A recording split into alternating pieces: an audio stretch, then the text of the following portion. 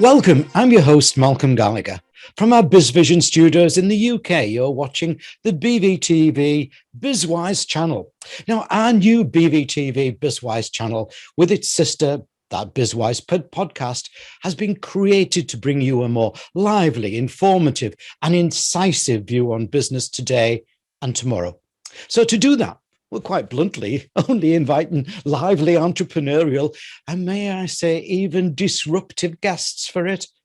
And I've got exactly the right guest for you today. I mean, as soon as I saw the title of her book was called Break Those Damn Rules, I knew she fitted our perfect guest criteria for BizWyze. So let me introduce you to author and coach, Lynn Erasmus. Welcome again, Lynn.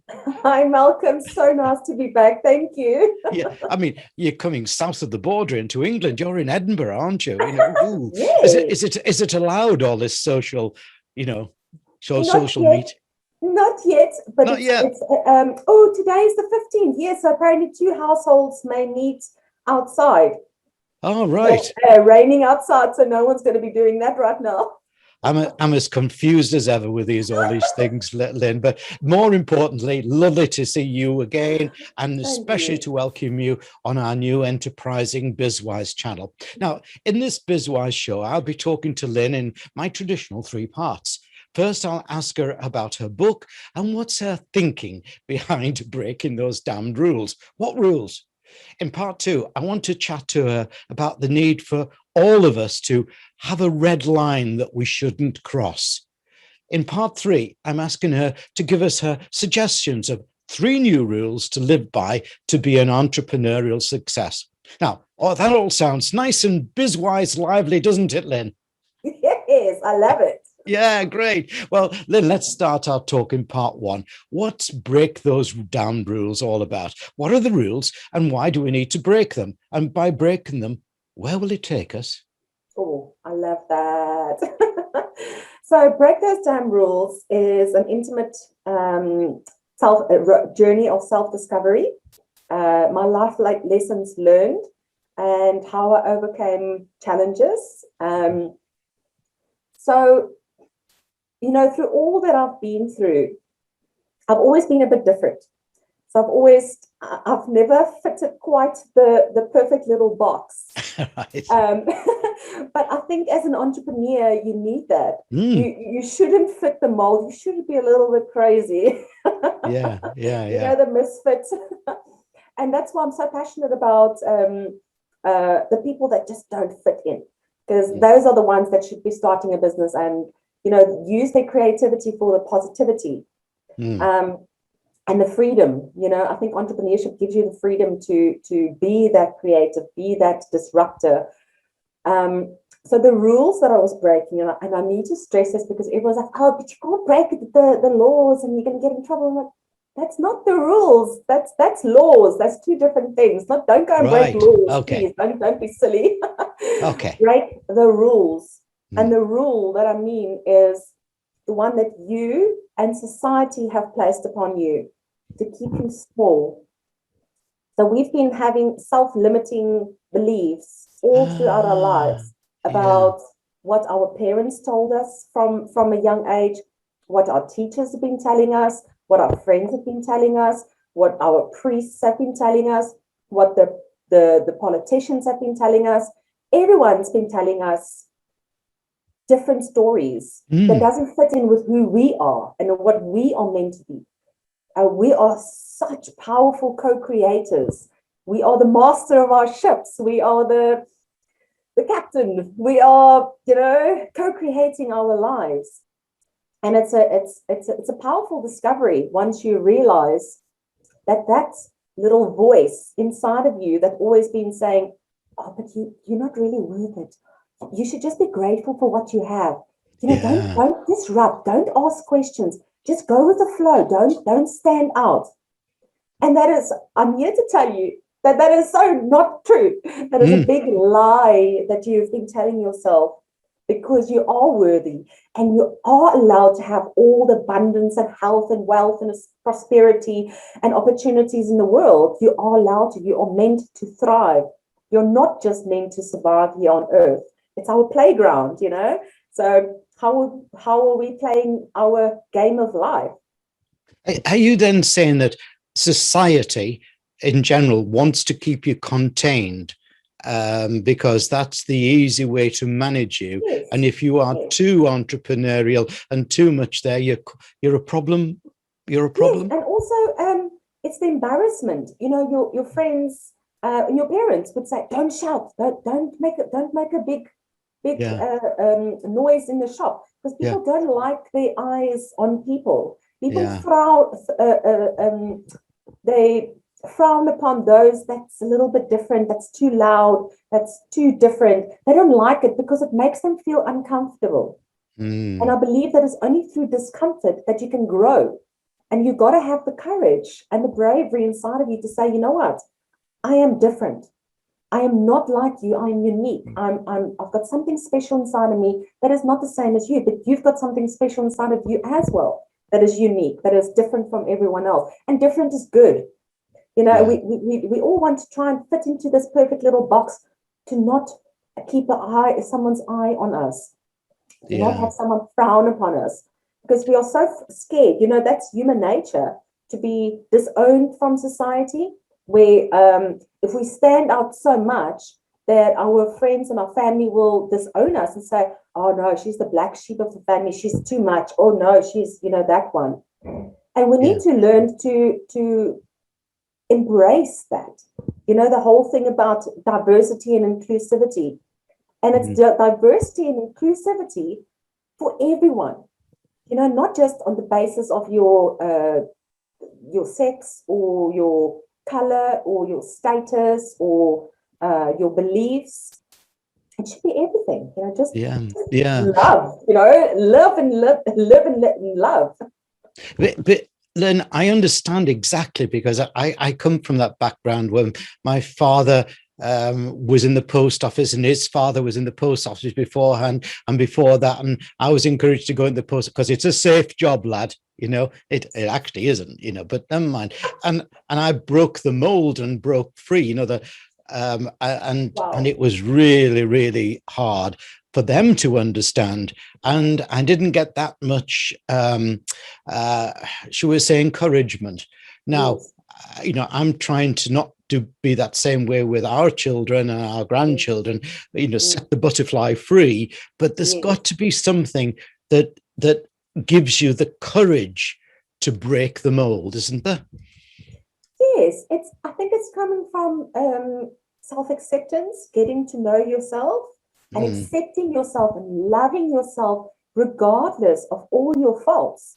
I mean, you cannot show me one person who is perfect. I've never ever met a perfect person, never. There is no such thing. And yet we strive for perfection. I don't understand it. I don't understand where this need for perfection comes in, because no one is perfect. That's the beauty of being human. We are imperfect. Yeah. Listen, we haven't got enough time in this interview to go through my imperfections. You know? I'll just stick to the perfection. You know? True. That'll be over in a minute. All right. You're so right. But it is that, and I do meet lots of people who want to start a business, but they're frightened because they're being contained. You know, that, for example, the spouse in particular, this is a real hard one. What do you want to do that for? What do you want to start your own business for? Yeah. Oh, that is the most horrible thing. And you do get it, unfortunately, everywhere. And it stems from insecurity from both sides. Yeah. You know, I think we've put on so much pressure on the man to be the provider, to be the strong one. You know, men don't cry. Men are you must go out and work and provide for your family. And the world has changed a lot, where I think 50% of the time, women are the breadwinners. They you know, they bring in the bacon. Yeah. And it's not a shame. There's nothing wrong with that. So society also needs to just back off. You know, we like I said before, break those rules. You don't have to fit into that perfect little box to say, I'm the man, I'm the provider. If your wife is creative, encourage her, because you can only become greater if your spouse is happy. I mean, if you're supporting your wife, happy life. I don't know if I've heard that one. I've heard that one. The problem is that makes for a happy mother-in-law, and that's not as good as a Listen, well, obviously pandemic is still around, and it will be for some time. Do you think it's contained people more? They feel that they've got to stay within the mold. Oh my goodness, yes. Yeah. And I think that's especially for those who are doing just menial jobs just to get by. It's now been so implanted in their subconscious minds that you must be grateful that you've got a job. You don't go and disrupt the world and say you want to start a business. Who are you to say that you want to start a business? What experience have you got to start a business?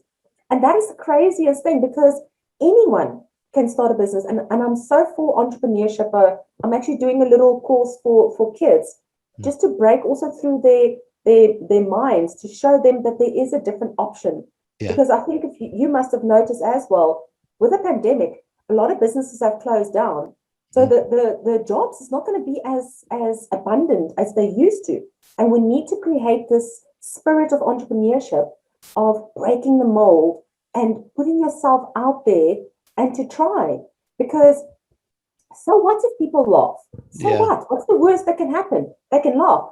What's the best that can happen? They can buy your product and say, wow, that is amazing. I always thought that you could do something like that. So I told you in the previous one, don't tell anyone. Yeah. Now, I really am a firm believer of that. I've got a particular grumble about all of that, though, and it's been rumbling in my tummy for years. I think the UK is not an entrepreneurial country as compared to, say, the USA and even France these days. You start a business, you fail, oh, that's you finished for life. No, get up and do it again. Yeah. No, 100%. But I think that the safety net is maybe too big. In the UK, they really are looking after their people. Yeah. Where in countries such as America and South Africa, we don't have that safety net. So it's literally a case of, if you don't work, you don't eat. That's it. End of story. There is no government funding to support you and look after you. So I would like to see the UK encourage entrepreneurship a little bit more, of giving them the guidance and making it okay to fail. Because failure is not fatal. It's just a process, it's just another learning curve. And the more you fail, the more you will learn and the better you will become. It's only through failure that you will grow. So for me, it's an accolade. I've failed at so many companies. And for me, I'm proud of it, because at least I've started. Well, yes, I've done that. I'm on my 6th to 5th volume of failures, but you keep learning, don't you? You keep trying, you keep learning, you keep trying, you keep learning. And what is exciting though about the UK, I think there's a whole new range of new neobanks coming through that understand enterprise, that want to encourage you to start, as opposed to the clutch that we had by the older banks who'd said you failed. You've got a red line through your life for the rest of your life, type of thing. Yes. Okay. I like that. It's the new exciting changes that are coming on, and of course people like yourself telling people to get out there and break those damned rules, as you call them. Lynn, it's time for part 2, but before we do that, I'd like to remind viewers and listeners of your website URL. Now, viewers, you can see it on the screen behind me, but for listeners, let me read it out to you. And it's Lynn, and Lynn spells Lynn Lynn, and Lynn Erasmus, and Erasmus is ERASMUS. So LynnErasmus.com. Right, Lynn, time for part 2. Now, I'm all for this thinking outside the box, because that's what we're about on BizWyze, pushing the envelope, moving forward, and all those other sayings that go around. But I always say there has to be a red line not to cross. And I don't mean the legal red line. I just think a moral red line. You can only push so far. What's your thinking? I hear you. I don't like it. But there is that one, like you said, there's this one red line that you don't cross. And I believe it's the golden rule. It's I think it's Aristotle who created the golden rule of don't do to others what you don't want to be done to yourself. Yes. Yeah. You know, if you can just stick to one rule, it's that rule. You do not break that rule. You don't do to others that you don't want done to yourself. You know, the world is very harsh. It's very cold as is. You don't need more people to nip at you, to try and pull you down.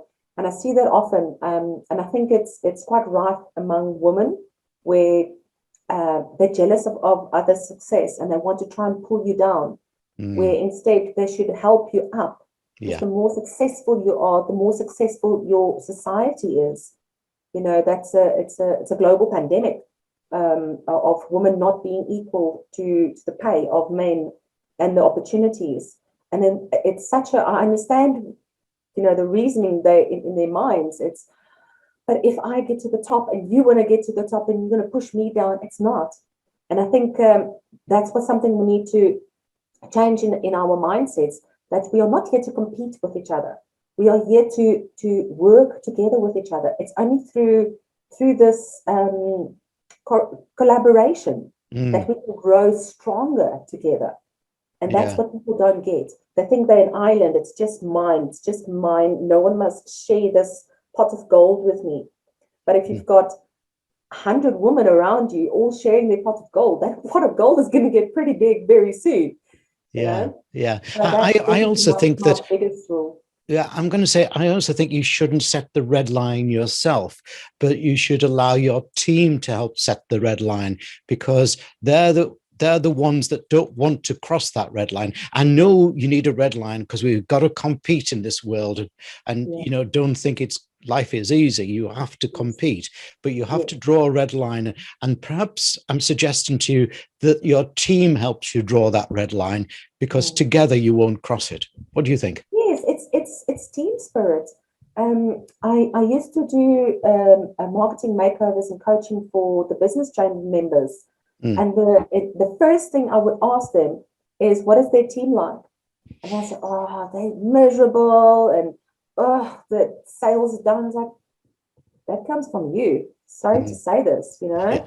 You're the top guy. If you can't inspire your staff, and if they're grumbling and miserable, they're your ambassadors. They're your brand. They are telling everyone what a horrible company they're working for.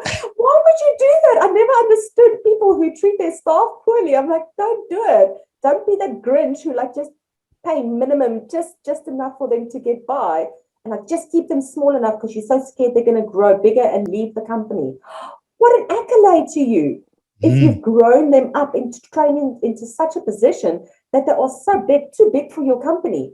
I mean, that's phenomenal. That's the biggest award you can have for yourself as a company. You should encourage that. But I think, again, people are trying to be small. They want to, like, it's my little space. It's my pot of gold. And my staff is just, they must know their place, and they must just know what they're supposed to do and don't cross the line. That's all. How are you going to grow? That's old Victorian thinking, but sadly it's still around. Look, there's another question here that I want to slip in, because, you know, you coach entrepreneurs and you help them grow their business, but entrepreneurs by themselves tend to be solopreneurs, don't they? And then suddenly they've got a team, and do they find it hard to actually blend in and create a team? That is such a good question, Malcolm. Yes, it's a big problem. I had that problem when I started out with my publication. I had a community newspaper in 2010, like 10, 11 years ago, and I did everything. I did all the sales, I did all the articles, I did all the interviews, I did the writing, I did the editing, I did the sponsorship, I did the distribution, everything. The only thing I did not do was layout, and that's just because I could physically not do it. Otherwise, I would have done that as well. And I didn't do the actual printing of the newspaper, but I would sit there 2 o'clock in the morning when it's printing time and watch the printers print my newspaper. Yeah. I was so scared that I'm going to lose control. And if I lose control, that it's going to become a failure.